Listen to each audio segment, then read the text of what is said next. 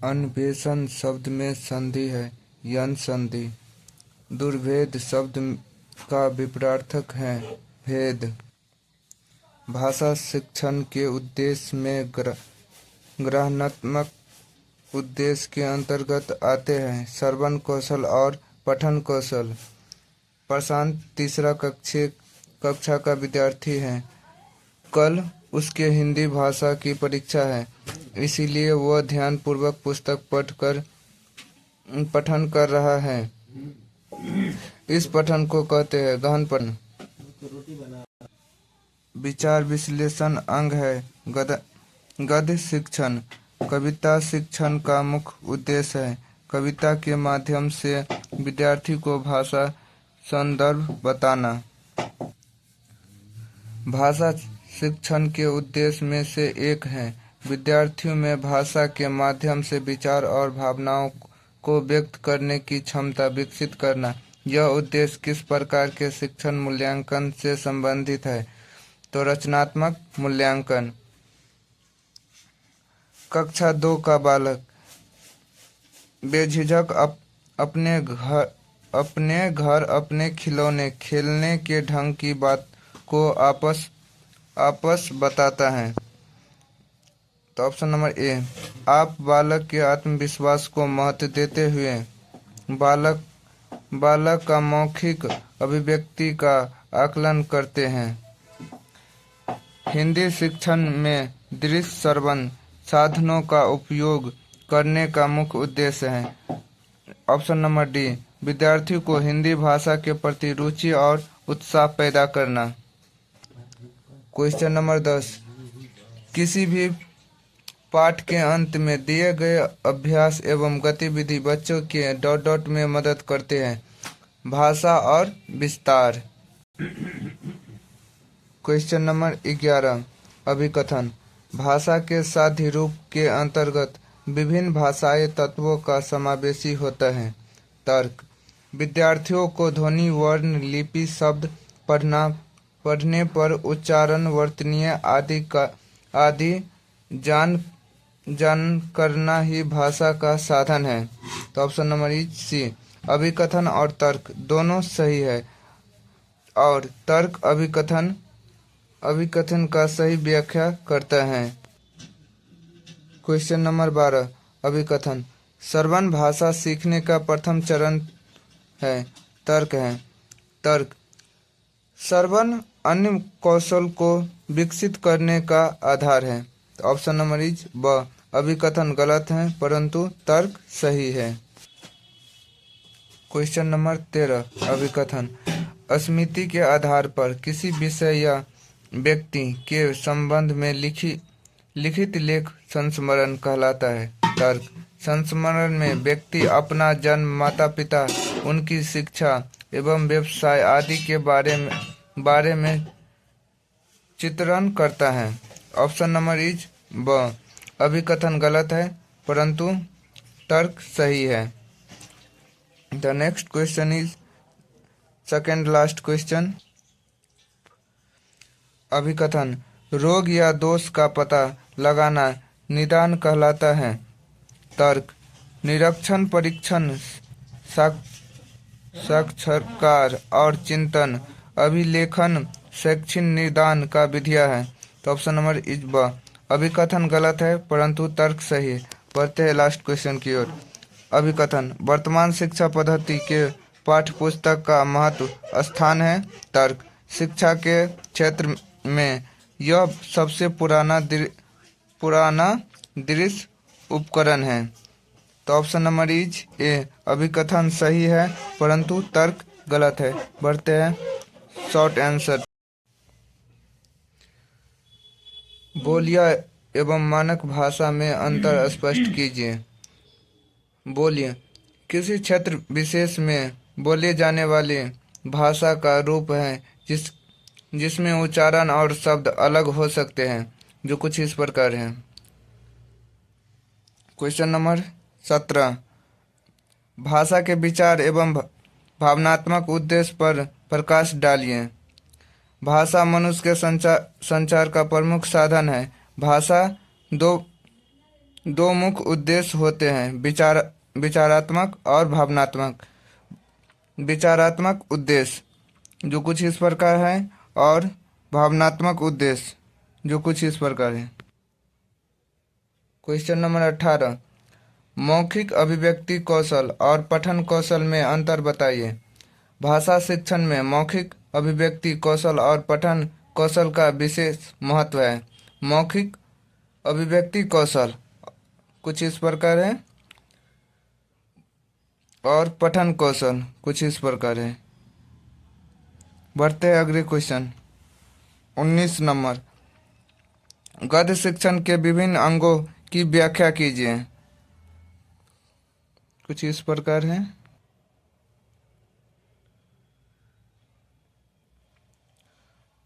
बढ़ते हैं 20 number question, सीमा को कहानी पढ़ने में रुचि बढ़ाने का उपाय।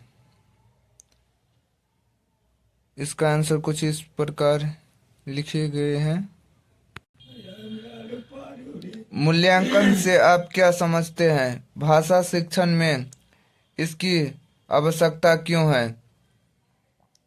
मूल्यांकन वह प्रक्रिया है जिसके द्वारा विद्यार्थी की शैक्षणिक प्रगति और उपलब्धि का आकलन किया जाता है। यह केवल अंक देने तक सीमित नहीं है, बल्कि सीखने के गुणवत्ता को परखने का माध्यम है।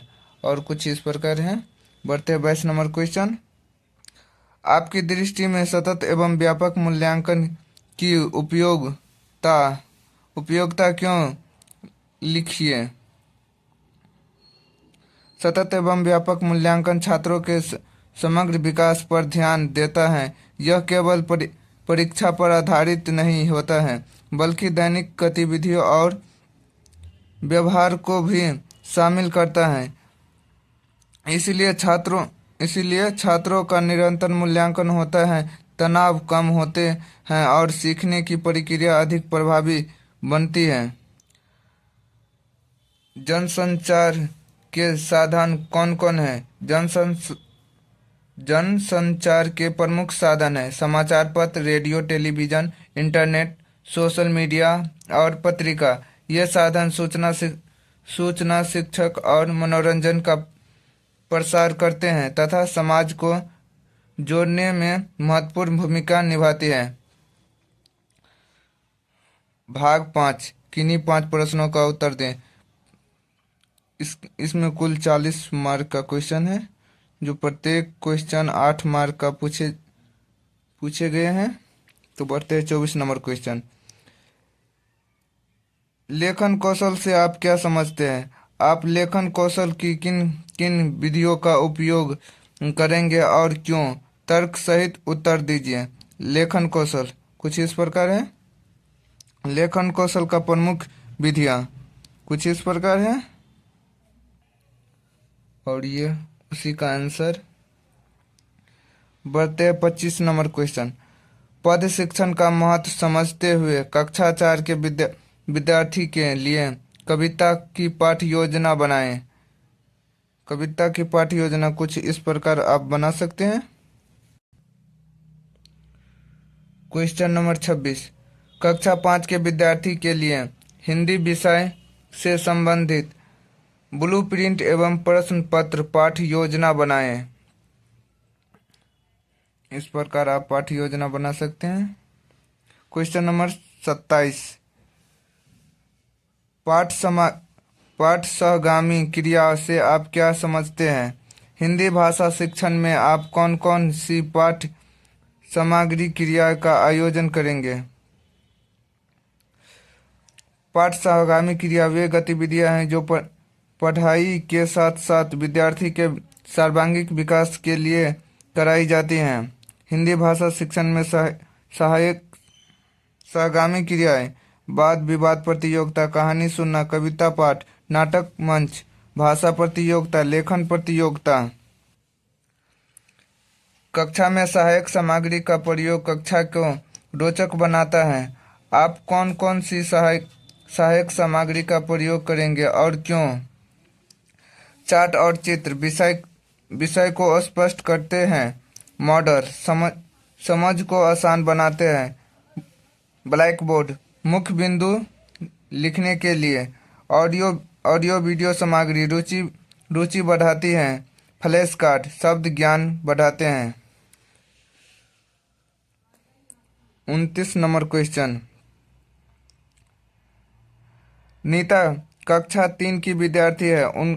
उसकी शिक्षक कक्षा में संज्ञा पढ़ाते समय सर्वप्रथम संज्ञा की परिभाषा बताती है और उसके उपरांत संज्ञा के उदाहरण बताती है, जबकि उसका भाई संतोष शाम की पाली में कक्षा 3 में ही पढ़ता है।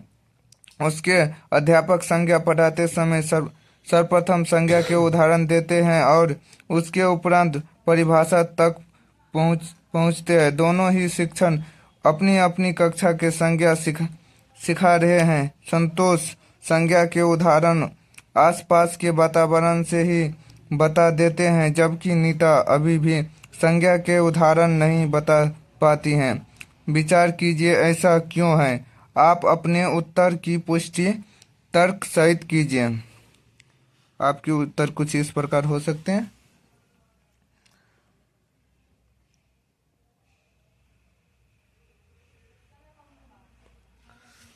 Question number 30। गद्य की विधि विधाएं हैं, जैसी कहानी, नाटक, एकांकी, पत्र, अनुच्छेद इत्यादि।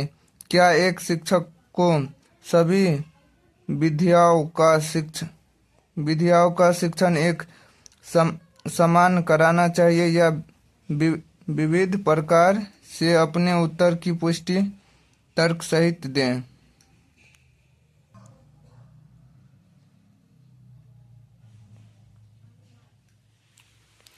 बढ़ते लास्ट क्वेश्चन।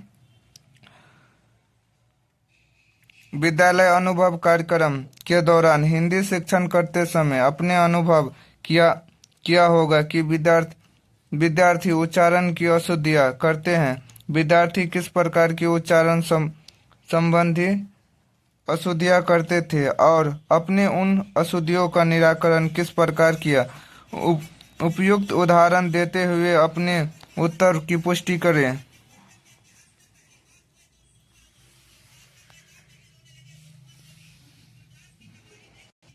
Thank you. आज की